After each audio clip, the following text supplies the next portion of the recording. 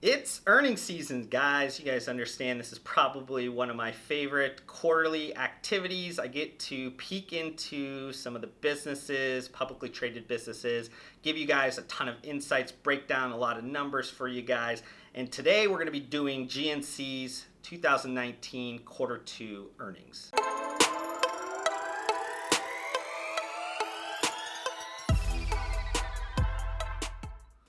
So if you guys have not watched any of these videos before, what I like to do is I break down some of the numbers. I understand that numbers are a little bit boring to most people. You guys don't like that. I particularly am a math nerd, so I love those types of things. But I pull those numbers together because I like to draw insights from them. I like to make sure that you guys can get some value out of those. So just stick through some of those numbers. I promise you it's going to be valuable if you do. And I got a ton of different things that I'm going to be covering in this GNC earnings report. It was a mixed report, so there was a lot of different things, a lot of moving parts. And that's the case with a $2 billion retailer. And retail right now is just a very interesting business to analyze. So I'm going to be trying to break down a lot of these numbers, a lot of this information for you guys.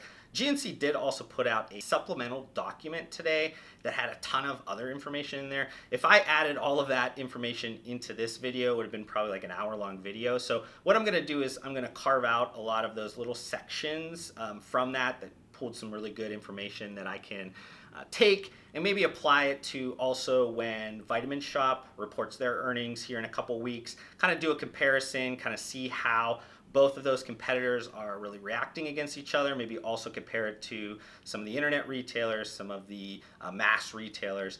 But let's get started here. Let's get started on the 2019 quarter two earnings from GNC.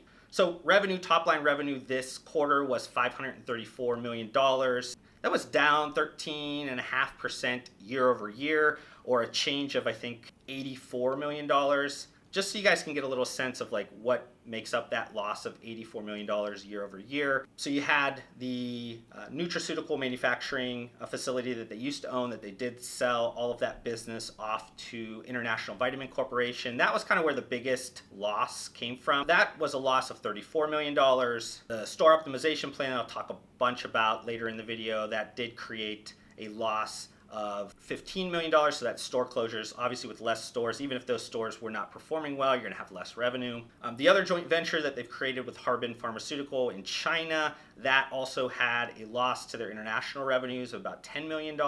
So all that together I think is 59 or 60-ish million dollars of losses of the $84 million. The other is just from like loss of business, bad same-store comps. So in these GNC videos, you guys know I like to talk about the different segments. I'm not going to be talking about the inner segment sales, the manufacturing part anymore, because they did shift all of that over to International Vitamin Corporation. I think there's still numbers hanging there, but it's just not usable for like a comparative standpoint. So let's kind of talk about domestic, which is the vast majority of the business at GNC. Revenues this quarter was $476 million. That was down 8% year over year. If we're looking at same-store comps, you guys know over the 12 months, if a store hasn't changed locations or hasn't got it refreshed or any of these kind of other things that make it a change, it stays in this kind of same-store comp type of comparison number. And GNC breaks this down with corporate-owned stores and then franchise-owned stores. Corporate-owned stores, they have been performing a little bit better than franchise stores. I think last quarter they also were a worse performer than the franchises, but that has continued this quarter. That same-store comp number for the corporate stores is down 4.6%, so not a very good number, I'll just be honest with you guys. Domestic franchise stores were only down 1.8%, so still not a positive number, but obviously a lot better than the corporate side. Now, operating margin for the domestic side did increase 150 basis points. This idea of basis points is just a fancy finance thing to say 1.5%. And primarily this is coming from some different promotional strategies that they did not utilize this year comparative to last year. So you're seeing some of that increase in operating margins coming from a lot of different areas. But let's move into the international piece. And this is usually the shining star. This is one that I talk very highly about. You guys have heard me talk about this in tons of different videos and articles. I really think the GNC brand, global brand name, is very strong, and I think that it has a lot of potential. But this quarter, they did have a pretty down quarter. It was mostly from the Chinese Harbin Pharmaceutical deal. But they had revenue of $39.4 million. That was down 18.9% year over year. But the franchise businesses, the international franchise businesses, which is the vast majority of their international business model, they were up, I think, 2% year over year. They pointed to, on the conference call, a few different kind of positive areas that they saw internationally. They saw India have some traction. That's a new business for them. They also just started a Japanese business and also Australian business. So those both have went to market, and those are getting started right now. And they also just signed a contract to open up Brazil. So that's a huge market as well. That probably will take some time to get going, but those are all positives. And mentioned about Harbin and that drag on the revenue, that overall that joint venture has just been dragging overall. There's been a lot of things going on with kind of the tariffs and the relationship with China and the United States, and how Harbin Pharmaceutical is obviously a Chinese company. Now they own 40% of GNC, and just how that can all kind of work together in this current environment. I'll pop up this video here if you guys have not watched that one. I kind of break down some different elements of the major 3 nutritional supplement retailers and just how they're reacting. Now, moving into digital, I think digital is a big area that all retailers are kind of trying to figure out right now. They're trying to transition some of their business over to that channel. GNC has just been kind of struggling. You did see some year-over-year numbers that were pretty good. Now you're seeing numbers that unfortunately are going down, which is not what you want to see, especially as the environment continues to get more competitive. The digital business was $38.6 million. That was down 10% year over year. Partly why, in my opinion, why this has kind of been a struggle for GNC is that they didn't have a chief digital officer, and they did just hire that person in June, late June. So they're just getting started into their they're just getting started implementing and kind of creating some plans around what they're going to be doing in the future. But GNC, both on GNC.com and on their partnership with Amazon, have been struggling. They've noted this in earnings calls. They've also kind of alluded to, not in these words, but they are lost in terms of marketplace businesses. For some reason, they believe they need this very strong partnership with Amazon, and they need Amazon's help and all these things. But if any of the people that follow me that do a lot of business on Amazon know that you control your destiny on Amazon. You need to understand Amazon better than anybody else. And if you're leaning constantly on Amazon to help you, you are going to be in trouble. So hopefully this new chief digital officer will be able to kind of wrangle in some of the things that they're doing, kind of help progress GNC on Amazon in that marketplace business. But they also kind of alluded to some of this loss in revenue is because they didn't do some comparative sales that they did in 2018 in this quarter, some of the digital sales. They did understand that that was going to be something negative to the sales number, but they also realized that those promotions last year were just highly unprofitable. So they need to really focus right now on profit, need to focus on cash creation. So they need to balance the idea of top line revenue with how that's going to hit their cash flows and their profitability. And their CEO, Ken Martindale, did talk about the strengthening at the back half of Q2 of some of the promotions and things that they were doing. They think they've stumbled on a few things that they think is going to continue through the rest of 2019. So make notes if we do see some of those things happening. Quick note on private label business. This is a big business with GNC. They did see private label penetration accelerate in this quarter comparative to last year. They're at 53% of their sales are from private label products. That's comparative to 51% in 2018 quarter 2. They didn't really talk a lot about like which ones are particularly doing all that well. They did kind of make note to a new Beyond Raw product that they're launching. It's called Lit AF, or Lit as fuck if you guys are not into the millennial lingo. But interesting name. I personally think it's played out, and it's one of those things that is going to hurt GNC, but hey, use whatever acronyms you want to try to appeal to us millennials, I guess. But they did say that was going to be a big part of their business. I think Beyond Raw, they made mention that it's about a $135 million business for them. So it is a pretty prominent sports nutrition private label for them. Now, on the opposite side, on the branded product side, they didn't make much mention of brands. They did make mention of Alani Nu. Again, that seems to be the darling for GNC at this point. They made mention to not necessarily some of their performance-y products or sports nutrition products. They made mention to a beauty product that I know is doing extremely well. They're saying it's bringing in females, it's bringing in a different demographic. I know GNC is also really focused on that category set right now, the beauty kind of category set.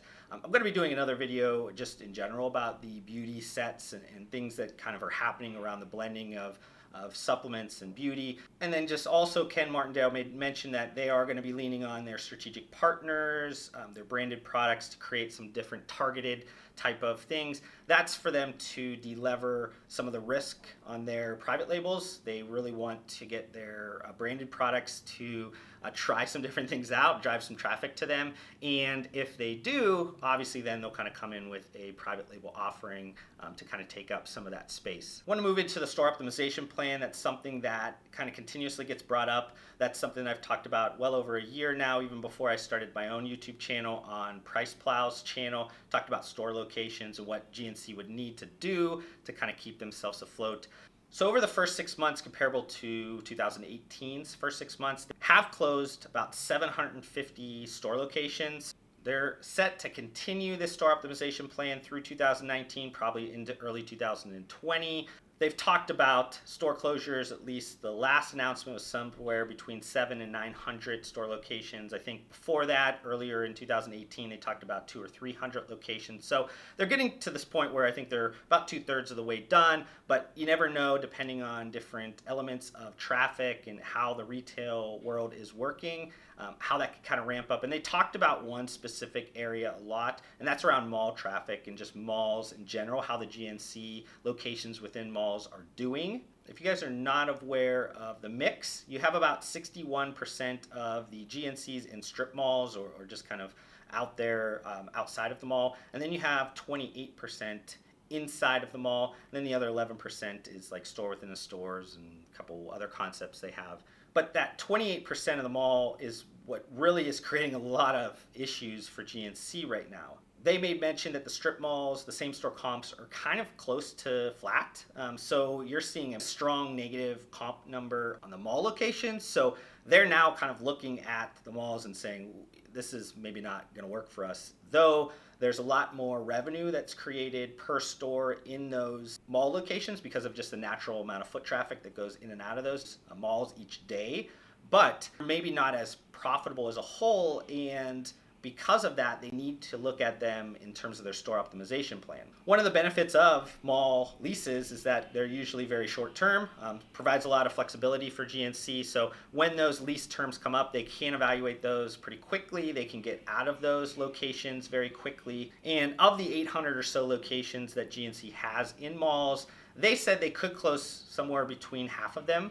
400 to 500 will remain. So you're looking at 300 or 400 that they might close still. Something I've talked about both on the GNC and the Vitamin Shop, I think mostly on the Vitamin Shop because they've done some new announcements, but I've glossed over or just not really mentioned GNC's effort to get their brand outside of their four walls. And when I talk about that is that, when a consumer or a customer is looking to buy a GNC product, you don't want to restrict where they can buy that product. That could be the actual four walls, could be online, could be a bunch of different things. But what I'm going to be talking about here is just kind of GNC expanding where a customer could buy those products in a more physical sense. One of the things they started in fall 18 was a pilot launch with Dick's Sporting Goods in 10 stores. They put 50 GNC branded products, private label products in their stores. That has done extremely well. As Dick's Sporting Goods has built out that section within their stores, they're still getting a lot of their brands through relationships direct. They also have, I think, some relationships with Europa Sports, maybe even Muscle Foods. I don't know exactly. I know Europa Sports did supply most of those products before. But this GNC kind of pilot launch has done extremely well. And I think at the end of this next quarter, quarter three, they're going to have 77 locations of 550, 575 locations that Dick's Sporting Goods have are going to have a GNC kind of store within a store type of concept within them. Secondly, kind of a big one that I think is pretty interesting is with Hudson News. If you guys are a business traveler or just somebody that travels a lot, you guys have seen Hudson News locations in tons of different airports. I think they have 950 locations. GNC branded products that are focused around kind of quick things that would be within an airport. So if you're focused on some wellness aspects, so that's going to be like protein bars and different snacks and things that maybe work well that GNC has private labels for. You got energy type of products, which obviously is a big component when you're tired and things when you're traveling. And then on the opposite spectrum of that, sleep products that also will help people kind of relax. Maybe they have red eye. But GNC is on track to be in, I think, 360 of those locations before the end of this next quarter 3. So we're kind of moving pretty quick in those areas. And if you guys have been through the Pittsburgh airport where GNC is headquartered, if you guys have been through there just for personal travel, or if you've been to GNC, you guys know they have a big GNC location inside the airport. That's not what I'm talking about with these Hudson News ones. These are just kind of a little bit of merchandising to help them in those locations. They've also added some merchandising in Albertsons, the supermarket chain, second biggest supermarket portfolio. They only have them in about, I think, 35 locations right now in a kind of a test type of a environment. But Albertsons, in terms of all their banners, I think they have over 2,000 locations, so a ton of potential for GNC there. And they've also had a long-standing relationship with Rite Aid. As you guys probably know, I think there's 2,000 or so of the locations have store within a store concepts within Rite Aid. They also have some Sam's Club, which is kind of interesting to me because I know that Walmart is kind of building out active nutrition sections, so I'm not sure how long that's going to kind of continue, but currently they do have a relationship with Sam's Club as well. So moving into like kind of another big area that GNC is really focusing on is around these loyalty programs. So GNC has now 18 million My GNC Reward members. This is kind of the old Gold Card Club members. Members include their Pro Access, 1 million Pro Access members. That is a paid program. Just the general My GNC Rewards one is free now. And of the 18 million total, you have 10 million that is active. So they've purchased or shopped in the store within the last 12 months. To get into the importance of the Pro Access loyalty members, I've kind of covered this a little bit, but I have some other metrics that maybe can just drive home this point to you guys. So though it's only 9% of the shoppers, it actually makes up 26% of the revenue. So these 1 million members make up 26% of GNC's revenue. They make about 6 store trips a year, so this is one every 2 months. They probably also do a ton of shopping online, and these pro members spend about 3.5 times more than just a normal customer.